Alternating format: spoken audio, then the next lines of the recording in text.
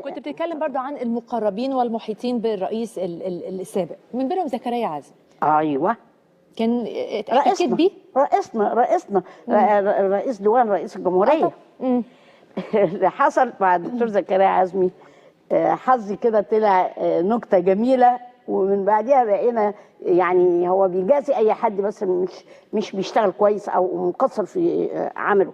اما من الناس اللي بتشتغل ما بيجازهمش، يعني بيعملهم كويس جدا يعني.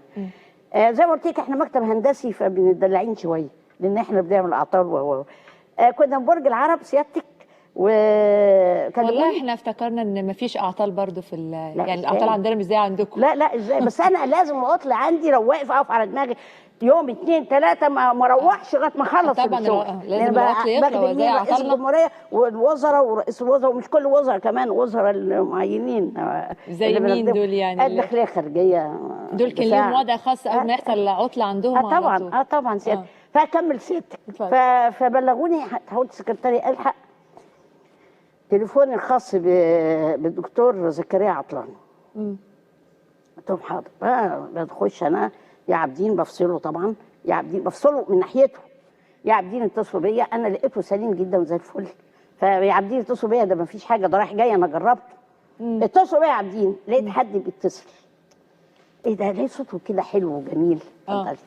صوته حلو وجميل كده ومش زي صوتنا احنا كده. لقيته قلت له عايز ايه؟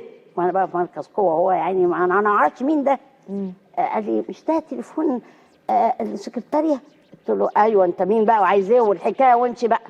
رحت قافل السكه في وشه، انا ما اعرفش مين. وبعدين يا عابدين ايه اسكندريه، ما احنا في اتصالات بينا، ما اتصلتوش بيا ليه؟ قالوا احنا اتصلنا ايه، ده خط مشغول. تاني لقيت واحد بيكلمني،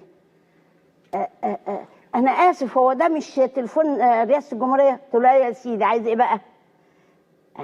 مش ده تليفون السكرتاريه الخاصه؟ قلت له ايوه يا فندم عايز ايه بقى؟ قال لي لا انا بس شكرا. قلت له شكرا يا سيدي، ورحت قافل السكه. انا ما اعرفش. بعدين كلمت عابدين، يا عابدين ليه ما بتتصلوش؟ قالوا خط مشغول. لا جالي تاني، انا الدكتور زكريا عزمي، وبيقول لي كده يا فندم احمد فرحات مهندس الصناعه. طبعا الموضوع اتقلب تماما بعد ما كنت بالزحمه. ورحت مخلصين مكالمه. انا طبعا خفت جدا طبعا الدكتور زكريا والاذى بتاعه، او يعني انه يخصم لي جامد مبلغ كبير جدا يعني 2 3 لقدام مثلا.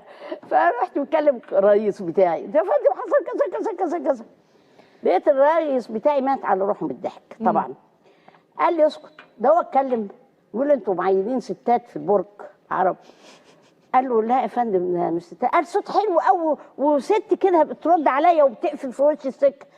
قال له لا اسف. وبعدين صوت ست اللي احمد فرحات ده مهندس احمد فرحات بدا اتصالات قال له ده اللي كان بيمثل برضه الشهره. هو ما زعقش فيك قوي، ما دخلش قوي؟ لا ده انا بزعق فيه، انا مركز قوه، انا الرئاسه، هو واحد من الشعب بيكلمني.